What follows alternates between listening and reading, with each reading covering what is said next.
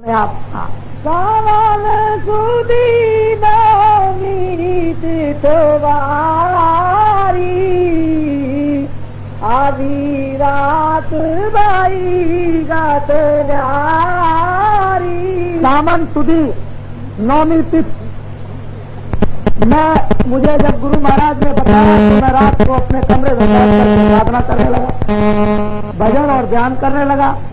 अर्ध रात में एक बार जी हमारे कपाट दिव्य नेत्र ज्ञान चक्षु खुल गया और मैं ये सब रहस्य लीला और तमाशा उस नेत्र के द्वारा देखने लगा।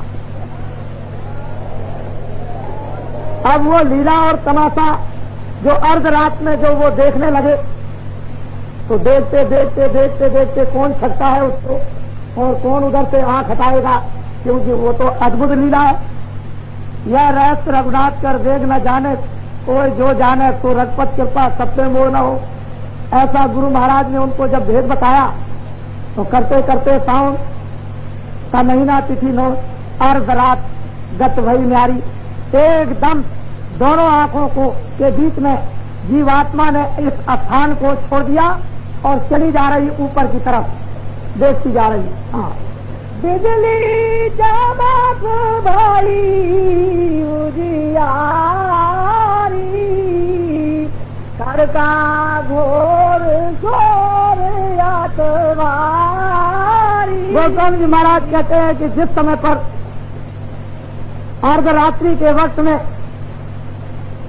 9 दरवाजों से और ऊपर 10वें दरवाजे की तरफ में जब मेरी जीवात्मा ऊपर को चढ़ी तो क्या देखता हूं कि बिजली चमाचम चमक रही और इतना जोर का शोर घनघोर हो रहा कि अगर वो सुनने को साधकों को मिल जाता है तो ऐसा मालूम होता है जैसे मस्तक फट गया। ऐसा ये घोर और शोर मनुष्य मकान में उन वेदवाणियों का, आकाशवाणियों का, उन अनहद ध्वनियों का इस मनुष्य रूपी किराए के मकान में हो रहा है। किसका मन नहीं चाहेगा उस चमक को देखने के लिए? कौन घोर और शोर को पसंद नहीं करेगा? उसका मन क्यों नहीं उस आवाज और शोर में हर जाएगा? वो अपनी दिशा अपने जीवन की पैदाइश से लेकर के और जब उनको साधना का रास्ता मिला गुरु द्वारा वो बता रहे हैं। तो मुझे हुआ क्या, बहुत से लोग कहा करते हैं कि गोस्वामी तुलसीदास जी महाराज कभी थे, वो कभी नहीं थे। वो तो जीवात्मा उनकी जाग गई, उन्होंने उस प्रीतम को प्राप्त कर लिया। तब उन्होंने कहा है कि मोह बिलोक राम मुस्काई दिया सत तुरंत गयो मुखमाई उधर माज सुन अंडज राया देखूं बहु ब्रह्मांड निकाया अति विचित्रता लोक अनेका रचना अमित तेज से एका। ये अपने दिव्य नेत्र ज्ञान चक्षु के द्वारा उस अर्ध रात से देखना उन्होंने जब प्रारंभ कर दिया तो आपको ये क्या मालूम है कि कौन सी साधना और कौन सा योग करते थे। लेकिन लोगों को जब तक मालूम नहीं होता है, जब तक कि वो युक्ति बताने वाले महापुरुष न मिल जाए तब तक कैसे मालूम होगा। अब तो धीरे धीरे इन गृहस्थ प्राणियों को, जैसे गृहस्थ आश्रम में गोस्वामी तुलसीदास जी महाराज ने ये सब कुछ गृहस्थ आश्रम में कर लिया, जब तक अपना पूरा काम नहीं कर लिया तब तक अपने गृहस्थ आश्रम को उन्होंने छोड़ा ही नहीं था। बोलो, मन में बहुविध भरम समाया ये आज गुत का से आया। जब दिव्य नेत्र ज्ञान चक्षु के द्वारा अद्भुत दृश्य दिखाई देने लगे तो मन में भ्रम तो हो ही जाएगा। पहले तो उन्होंने ऐसा कभी सुना नहीं था, लेकिन गुरु महाराज ने तो उनको युक्ति बताई और कहा कि बेटा ले, ये सही सच्चा रास्ता है, जिधर से आए उधर ही चलो, अपने घर में पहुंच चलो। उनको बड़ा आश्चर्य हुआ, कौतुक देखा, क्यों नहीं उनको आश्चर्य होगा। ये तो गुरु की अद्भुत कृपा उन पर हो गई, दिखाई देने लगा। बात अपनी आप स्वयं अपने मुख से वो वर्णन करने लगे। बोलो, रात बीत गई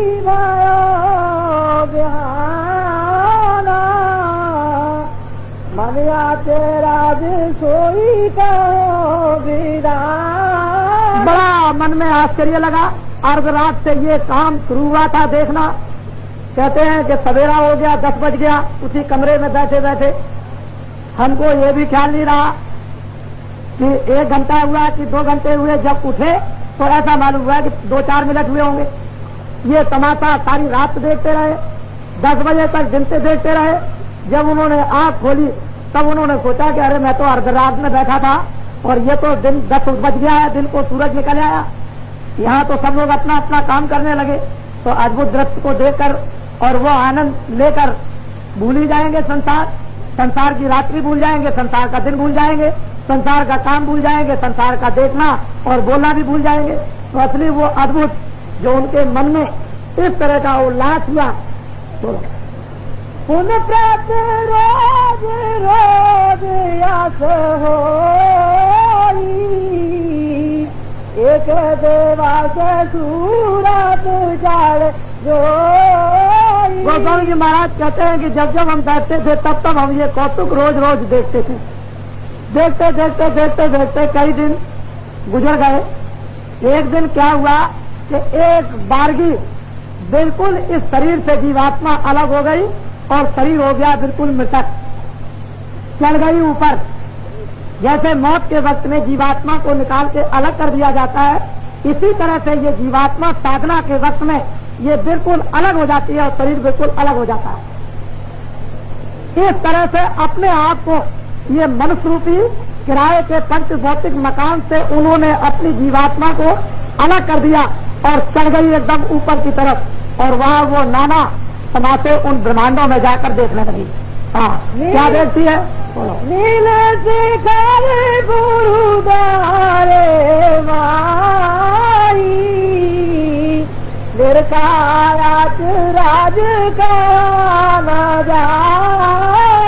बहुत से लोगों से पूछा जाता है भाई कहाँ जा रहे हो? कहने लगे हरिद्वार में गुरुद्वारे में जा रहे हैं। गुरु का द्वारा तो बच्चा उधर है, इधर हरिद्वार में कहाँ से आया गुरु का द्वारा? इधर कहाँ जाओगे?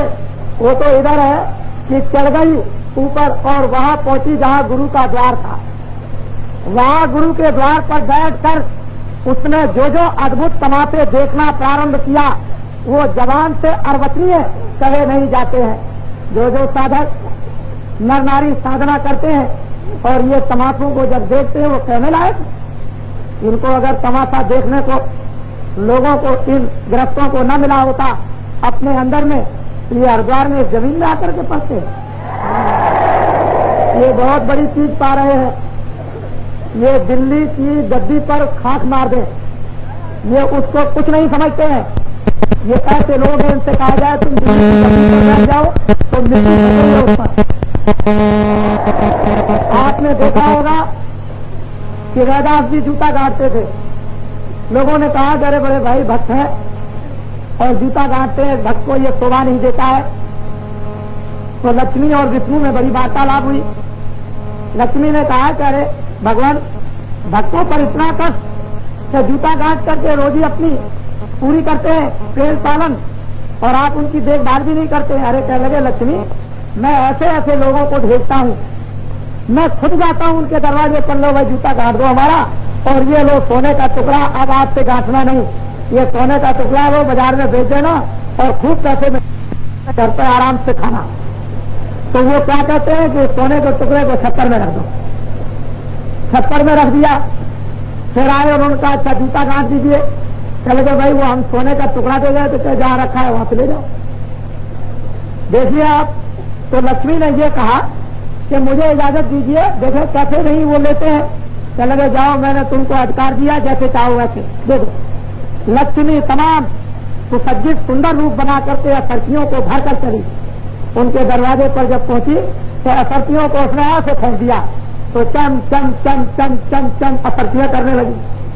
रैदास जी ने सोचा कि मेरी देवी ने ये असरतियां अपने जीवन में कभी भी चमकती हुई नहीं देखी, वो उसे देखते ही लालच आ जाएगी। तो उसको इकट्ठा करके मट्टी से उसको ढकने लगे। उधर से आ गई उनकी देवी जी। चल गए आप क्या करते हैं? चले कुछ नहीं करते हैं। नहीं कुछ तो जरूर करते हैं। उसने देखा और देवी ने क्या कहा? कह लगे अरे कहते हैं आप कि मैं कुछ नहीं करता हूँ, इस मट्टी को मट्टी से ढकते हैं। अरे अरे देवी, मैं तो ये जानता था कि तू इन सतियों को देख लेगी तो तुझे लोभ और लालच आ जाएगा, तू मुझसे भी 4 कदम आगे निकली।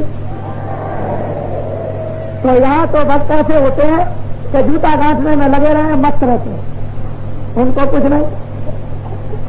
लेकिन ये महापुरुषों ने क्या दिया और क्या भक्तों प्रेमियों ने लिया, वो अपनी कहानी अपने आप गोस्वामी जी महाराज कहते हैं कि मेरी सूरत चढ़ गई और वहां जाकर के क्या देखती है जो कहा नहीं जाता, लिखने में नहीं आता।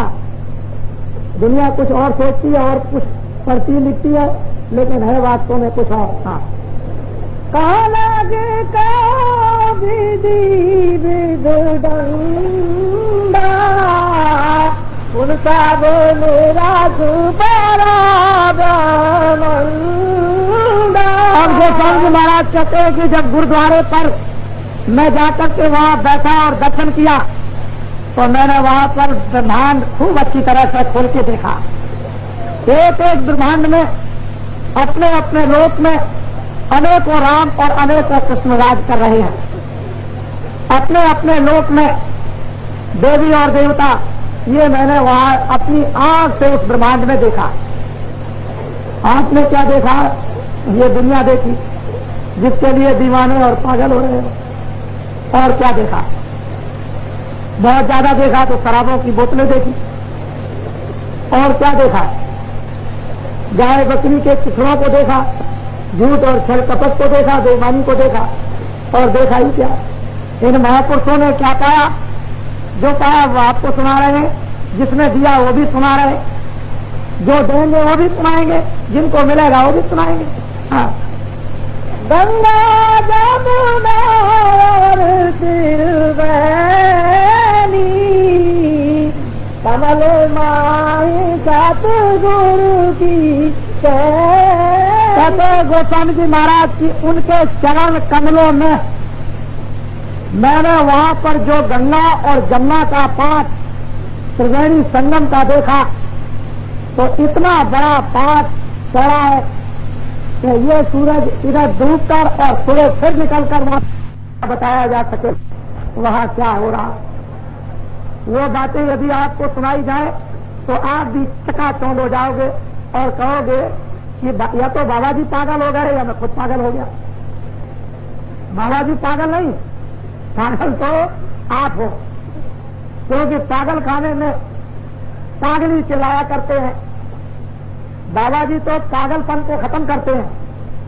इसलिए वो क्या उस तरफ में हो रहा, मैंने उस रोज कहा था कि ऐसा तुम्हारे पास में राकेश है कि जिसमें एक नया पैसा भी नहीं लगे किसी मशीन आदि के बनाने में, और उस पर तुम सवार हो जाओ और करोड़ों मील 1 सेकंड में चले जाओ और उसी सेकंड में करोड़ों मील से लौट आओ। ऐसा राकेश तुम्हारे मनुष्य रूपी मकान में पहले ही से उस परमपिता परमात्मा ने बिल्कुल रेडी और तैयार करके रखा है, केवल हमको उस पर सवार होने की देर है। और जब इनके गुरु ने उस पर सवार कर दिया तो गोस्वामी जी महाराज अपने आप कहने लगे तो देखो मैंने क्या पाया, अपनी आंखों से क्या देखा, उसका सब उच्चारण करने लगे। मीरा ने भी यही उच्चारण किया कि जब जब सूरत लगे बा घर को, पल पल नैनन पानी, ज्यों ही तीर तीर संसालत कतक कतक कतकानी, रात दिवस मोय नींद न आवे भावे अन्न न पानी, ऐसी पीर बिरह तन भीतर जागत रहन ज्ञानी। इतना दर्द उठा हुआ है कि न सोना अच्छा, न खाना अच्छा, न बोलना अच्छा, न देखना अच्छा। ऐसा दर्द हो रहा जैसे चारों तरफ से भाले चुप गए। और वो इच्छा करती है कब दर्शन होगा प्रीतम का, अंत में न मिल जाए पाए ये अपना, सब मेरी पीर बुझानी। मीरा खाक ये राख इस खलक पर डाल दी, तब प्रीतम मिल गया। तुमने तो एक आंसू भी नहीं बहाए, रात को सुबह भी नहीं जगे, उधर से चलने लगोगे तो कहने लगोगे वहां तो बड़ी ठंडी है, कैसे जाऊंगा वहां। जिन लोगों ने ठंडी को ठंडी नहीं समझा, भोजन को भोजन नहीं समझा, भूख प्यास को भूख प्यास नहीं, नींद को नींद खत्म हो गई, रात और दिन तड़पते हैं, वो प्रीतम का दर्शन निश्चित पाते हैं। क्यों नहीं मिलेगा उनको? ये लोग इसी प्रकार से बन गए। ऐसे ही इनको महात्मा, महापुरुष, महान आत्माएं मिल गई, सच्चे भेद को पकड़ा दिया, निशाने पर तोल दिया, बैठा दिया, चले चलो अपने घर में। जब उनको मिलने लगा, अपने आप कहने लगे, बोलो पदम प्रियाद यादन पूर्वादा सतगुरु कंज सूरत पाद पादा। कहते हैं कि वहां पर प्रयाग संगम है, जो सतगुरु कंज चरणों में जिनकी सूरत बात कर लेती है अंदर में, जिसको वही मणियों का प्रकाश कहते हैं, वो अदमपुर में हुए जीवात्माएं बात करती है। तुम जरा से अपने अनेकों जन्मों के सोए हुए पद को उघाड़ दो, जरा सा खोल दो, अरे जागरण ही जागरण हो जाएगा। अंदर में न मालूम क्या क्या होने लगेगा। फिर नींद का क्या काम? बाहर से सोते रहो, अंदर से सदा जागते रहो। ये काम हो जाता है। देखने को प्रेमी सोते हैं, अंदर में अपना आनंद लेते हैं। ये घटका मनुष्य रूपी मकान का खेल है और जीवात्माओं को यही पाना चाहिए। इसी की खोज के लिए निकलना चाहिए। हमने इसीलिए सब कुछ अनेकों जन्मों में गंवाया था, सब तरह की सेवाएं और दान पुण्य किए थे कि हमको कोई मिल जाएंगे और हमें ये दर्शन और दीदार मिलेगा। लेकिन क्या करें बेचारे। हाँ, तारे सब देखा कहो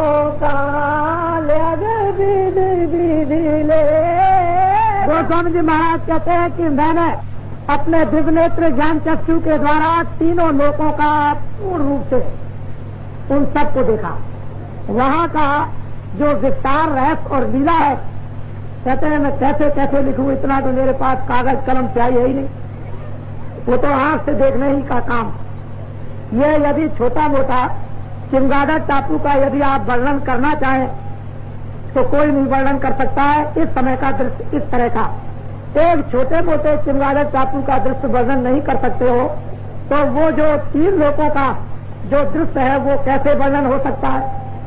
वो सब मैंने वहाँ प्रयाग में स्नान करने पर गुरुद्वारे पर बैठ करके यहाँ का वहाँ का सब कुछ राज और रहस्य देखा। अंड का भी, पिंड का भी, ब्रह्मांड का भी, तीनों लोकों का देखा। इन्हीं को कहते हैं त्रिकालदर्शी। जो भूत भविष्य और वर्तमान का देखते हैं उनका नाम है त्रिकालदर्शी। ये हमने अपनी आंखों से देखा। अरे भाई, इनका भी नाम तुलसीदास जी महाराज था, तो न मालूम माता पिता को क्या सनक हो गई कि उन्होंने इस किराए का मकान भी तुलसीदास रख दिया। तो थोड़ा बहुत तो कुछ नाम का असर होना भी चाहिए। नाम तो रख दिया नाम, लेकिन काम निशाचर का हो तो अब इसके लिए क्या किया जाए। नाम पर भी लज्जा आनी चाहिए। नाम तो कृष्ण है, काम क्या होता है वो तो आप जानते हो। नाम का गुण भी होना चाहिए, नाम की लज्जा भी होनी चाहिए, नाम का असर भी होना चाहिए, और वो नाम अगर कुछ रख दिया गया तो कुछ नहीं। इसलिए नर नारियों, ये अपने जीवन का उन महापुरुषों का अनुभव है जो तुम्हारे लिए हीरे जवाहरात रतन रख करके गए हैं। ये अभी धार्मिक पुस्तकें ना होती तो भारत में इनके होते हुए धर्म उठ गया, और ये ना रहती तो धर्म का यह नाम और निशान भी ना होता। ये तो इन्हीं पुस्तकों की वजह से धर्म का नाम और निशान अभी है, और इसी आधार से वो शक्तियां प्रमाण देकर आपको परिपक्व कर देती हैं। लेकिन वो ना होती तो बड़ा मुश्किल हो जाता। इसलिए आप बड़े ध्यानपूर्वक सुने, ये संदेश सुनाया जा रहा। जो बातें मैं आपको गोस्वामी जी महाराज की सुना रहा हूँ, उन्होंने भी कुछ देखा तो हमने भी कुछ देखा है। बिना देखा हुआ कुछ नहीं सुना रहे। ये तो केवल एक प्रमाण के लिए, और तुम भी कुछ ना कुछ देख रहे हो। जो ब्रह्मांड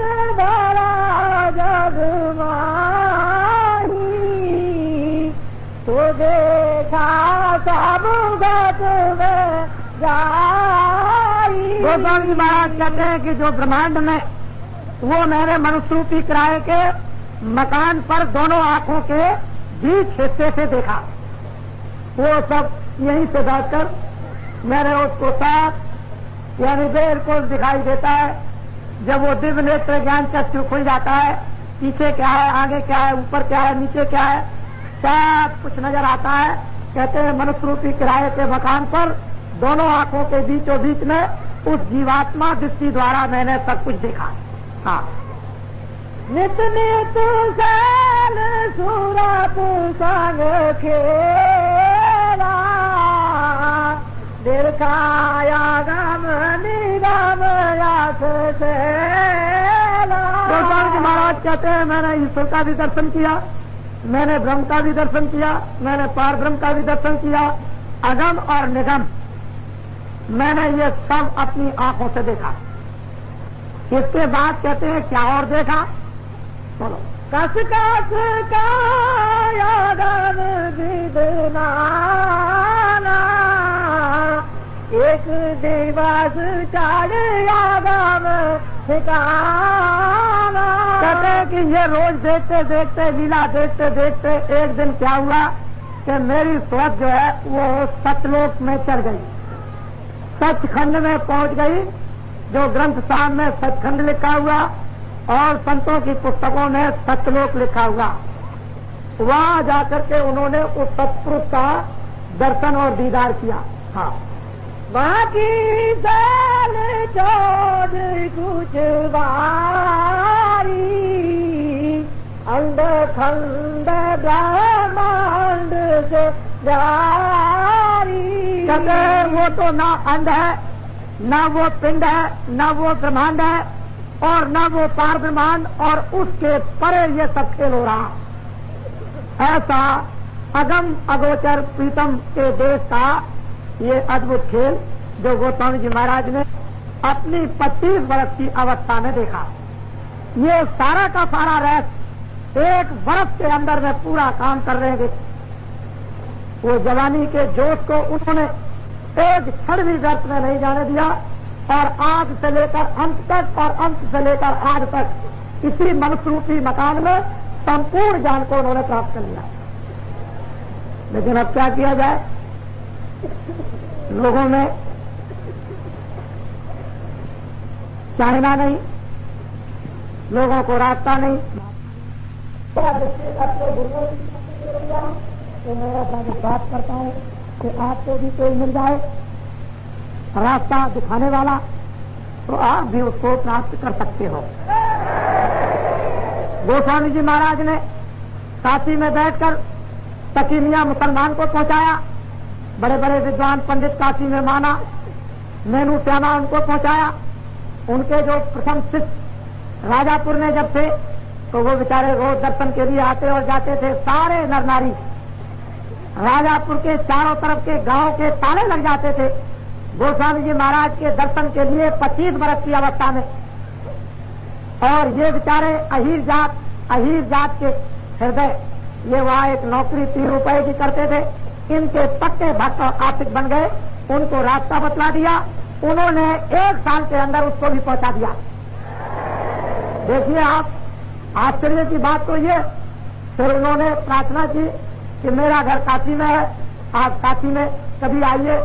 प्रार्थना पर राजापुर से छोड़ के काशी चले गए और शेष अपनी अवस्था इसी यानी परमार्थ में लोगों के समझाने और बुझाने में उन्होंने काशी में बिता दी। और संवत 16 से 80 में उन्होंने अपना शरीर त्याग दिया। चीज असली ये है, इसी तरह से आप भी लग जाओ। हमको आप क्यों ऐसा समझते हो कि बाबा जी कुछ और है? अरे बाबा जी तो दोनों तरफ, इधर भी नाव पर बैठा दें और उधर भी बैठा दें।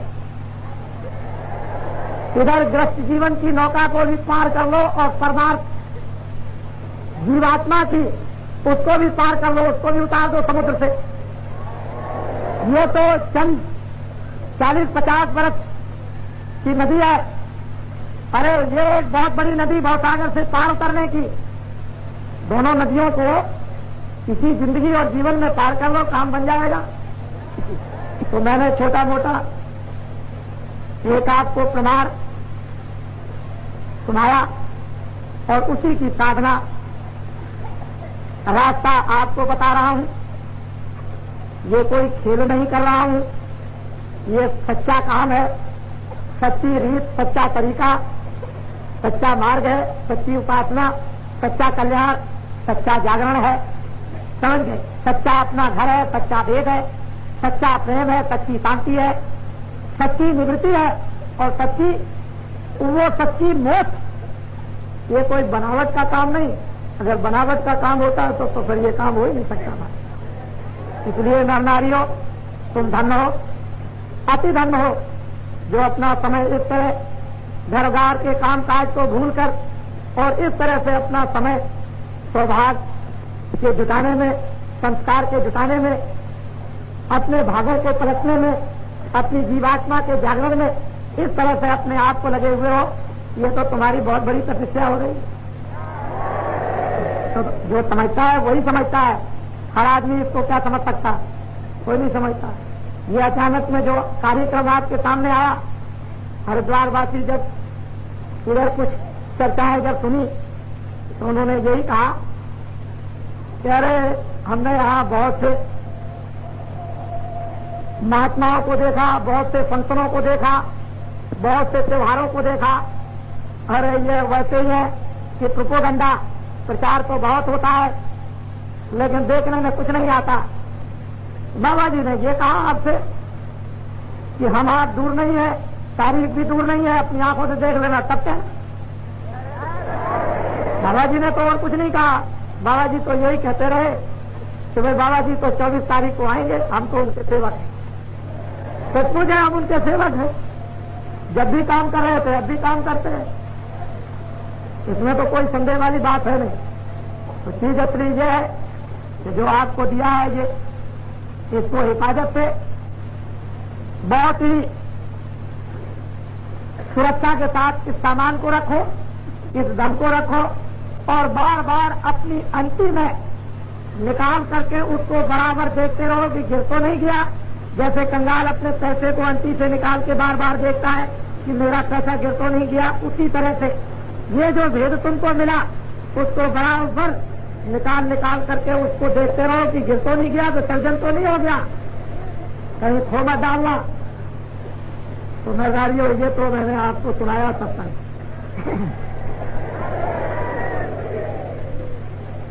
हमारे प्रेमीजन नरनारी बहुत से विराजमान है जो बहुत दिनों से साधना कर रहे, इसमें कोई संदेह नहीं है।